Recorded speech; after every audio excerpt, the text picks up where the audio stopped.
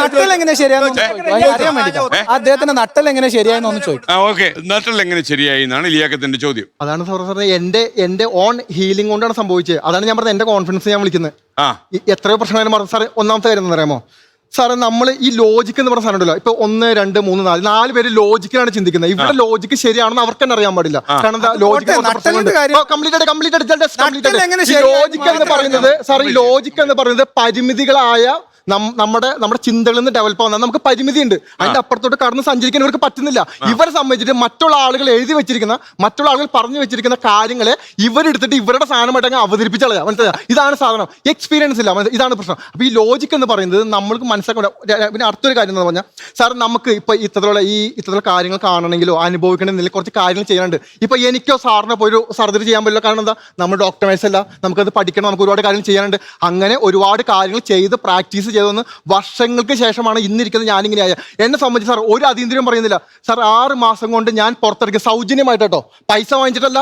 Psychologist പൈസ വാങ്ങിക്കുന്നല്ലോ അല്ലെങ്കിൽ ഇവർ പൈസ വാങ്ങിക്കുന്ന ഒന്നുമല്ല, സൗജന്യമായിട്ട് 240 പേരെ സൂയിസൈഡ് ടെൻഡൻസിയുള്ള വിത്ത് എവിഡൻസ് 240 പേരെ ഞാൻ പുറത്തെടുത്തി. എന്ത് കാര്യം? എനിക്ക് എന്ത് കഴിവുണ്ട്? ഞാൻ പറഞ്ഞില്ല എന്റെ കഴിവില്ല.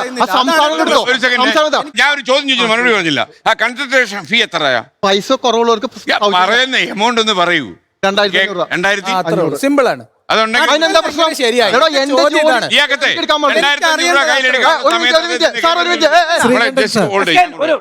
വിചാരിച്ച മാതിരിയല്ല, വളരെ ഗൗരവമാണ്. ആളുകൾക്കൊക്കെ പ്രശ്നമാണ്.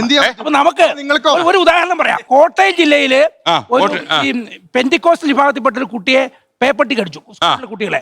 അന്ന് അൽഫോൺസ് കണ്ണന്താനം അവിടുത്തെ കളക്ടറായിരുന്നു. അപ്പൊ ഇവര് കുത്തിവെക്കാൻ തയ്യാറായില്ല. അപ്പൊ എന്ത് ചെയ്തു, അദ്ദേഹത്തിന് CRPC പുറത്തേക്കുന്ന വിവേചനാധികാര പ്രകാരം അവരെ അറസ്റ്റ് ചെയ്ത് മെഡിക്കൽ കോളേജിൽ കൊണ്ടുവന്നവർക്ക് റാബീസ് ഇഞ്ചക്ഷൻ കൊടുത്തു. അവരതിന് കേസിന് പോയി. സുപ്രീം കോടതി പറഞ്ഞു അങ്ങനെ ചെയ്യാൻ പറ്റുമെന്ന് പറഞ്ഞു. ദാറ്റ് മീൻസ് ഈ ആളുകളുടെ ഈ രക്ഷ എന്ന് പറഞ്ഞ ഗവൺമെന്റിന്റെ കയ്യിലാണ്. അത് മാനസികമായാലും ശാരീരികമായാലും.